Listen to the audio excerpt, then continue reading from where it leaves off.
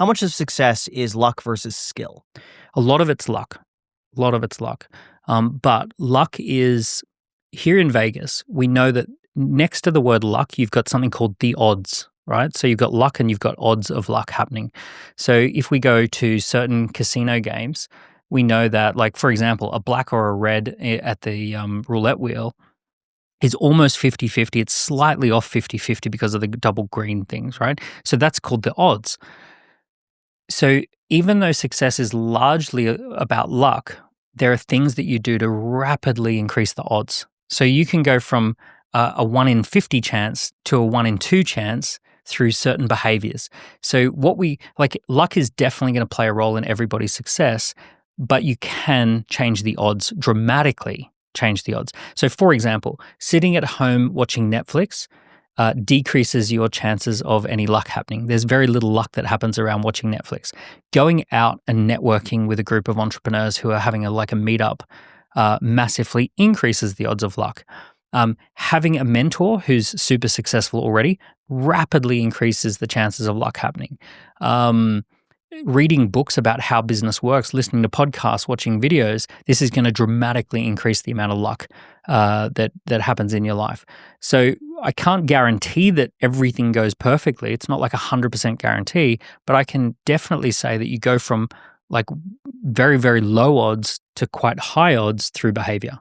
Do you think people are lacking in common sense? Because a lot of what you say seems to be common sense. Like, go and do these things. Don't sit at home and watch Netflix. The issue with common sense is you got to remember we went to a schooling system that was architected in the 1800s. About 1850 was when the schooling system really kicked in, and it was built around industrialized workforce. So the people who built the schooling system, they were trying to solve a problem, which was we need factory workers. We don't have enough factory workers. We need people who can come straight out of this environment and go to a factory environment. Prior to the schooling system, we used to do apprenticeships with our parents or our parents' friends. So it was very normal that you went to a church group and you kind of got the ABCs around Sunday school and church group and all that sort of stuff. There was something called dame schooling, which also happened around churches. So you got the very basics. But then you just pretty much, as soon as you were about 13, 14, you apprenticed. So you went and apprenticed working for, whoever your parents knew or your parents or whoever they knew, and you did these apprenticeships. And it was very entrepreneurial. Most people had access to small businesses or family businesses or all that sort of stuff. So that's how it was up until 1850. They wanted to break our spirit and install start on a bell, finish on a bell, don't talk back, do what you're told, don't team up, right? A big theme in school is don't form teams.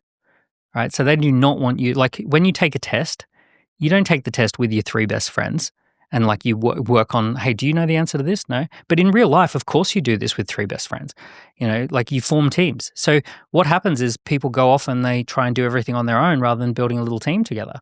In school, if you get a bad grade for maths, they say you need to work on your maths, right? You got to work on that weakness.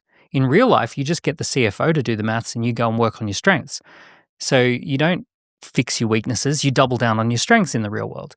In the real world, if you are a disruptor or an attention seeker, then they put you on the front cover of Inc. magazine. But in school, if you're a disruptor or an attention seeker, they punish you for it. So there's all these things where these are natural behaviors that are very successful behaviors that you get punished for in school. And then you get out into the real world and say, hey, why isn't all this working? Like, why do I feel mismatched to the economy? And that's kind of what's happened. I have 2 completely random off-topic questions, but I have to ask because I keep like thinking about it, so we need to address it. Has anyone ever told you look like Leonardo DiCaprio? I've heard Leonardo DiCaprio. I've heard weirdly. I've heard of, like, I don't know if it's this angle. It's like a little bit the hair. It's like the nose. I get fat Justin Timberlake. Okay. And Zelensky. That's funny. So if Justin Timberlake, I think all of them together. Zelensky, yeah. And then Also, can see why do it. people from the UK call it maths? They pluralize it. Maths. Like I've always heard that, and I've just never. Listen, we invented English. You have to catch up with what we say. I'll tell you a fun thing about English, about the American. You know how you guys have Zs instead of Ss for like enterprise and all the words that end in we do with an S. Yeah. Zed, yeah. You guys have a Z instead of an S. Z. Yeah, a Z instead of an S. There was a massive wave of German immigrants. There were more German immigrants to the USA than English immigrants, and it was the Zs, the Zs that came from Germany. So that's a little bit of the Germans came in and said we're going to do that with a Z. I had no idea. Yeah. So what role should the government play in all of this? Because it sounds like I was the same way. I thought school was a huge waste of time. I didn't want to apply any energy towards it. I didn't like. We actually. I went to a kindergarten briefly, and they pulled me out of the kindergarten. My parents did. Was this recently? Because they should have pulled you out of the kindergarten. Yeah, this is just like the other week I was in kindergarten. Yeah, you're not meant to be there. But they wanted everyone to line up on a line to go to like the break. Yeah. And I didn't want to stand on the line. Yeah. And they kept telling me to get in the line, and I didn't want to stand on the line. You're not going to be a good factory worker. Right. But that ended up being an issue that I was sent to like the principal's office because they wouldn't stand on the line. Didn't conform. And my parents saw the issue in that and took me out of that kindergarten and put me in a different one that was just like, the opposite. We don't want you to conform. And that little moment probably formative for where you are today. I'm sure it did. Yeah. But what role should the government play in all of this? So we need to prepare people for the world that we're now going in. So there's definitely a change that is needed in the role of education. So let's start with that one. The old world of education is this long arc that you're going to do 15 years in education, then that ends. Then you're going to do about 25 years working for a manager, 10 years being a manager, 5 years being a leader, and then you're going to do 15 years of retirement, then die. That's the long arc that they want you to go on. That's the kind of the business model of production of people from the industrial age. If we think about what's coming, it's going to be very high velocity economy with multiple projects going at any given time.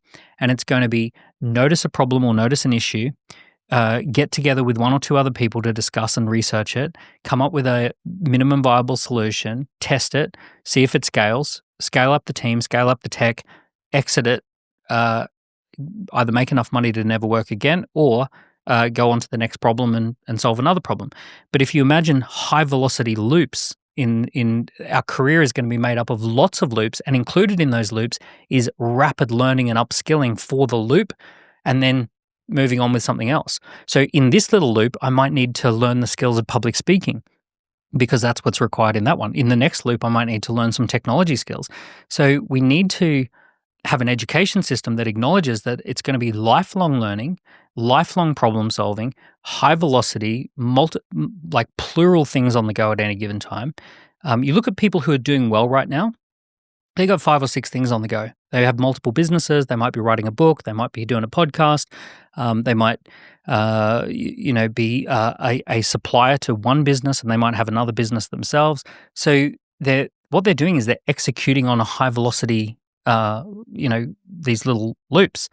So we need to study what are the dynamics of those fast, high velocity business or career cycles and train people for those fast cycles and say that your career is actually just going to be, in some projects you'll be the leader and in some projects you'll be the supporter. And that's fine, right? You might have 2 of those projects going at once where you're leading one and supporting on another. But we need an education system that prepares people for the world that we're going into. So that's definitely something that government should do. The main thing most governments need to do at the moment is actually step back and see what breaks and see what happens.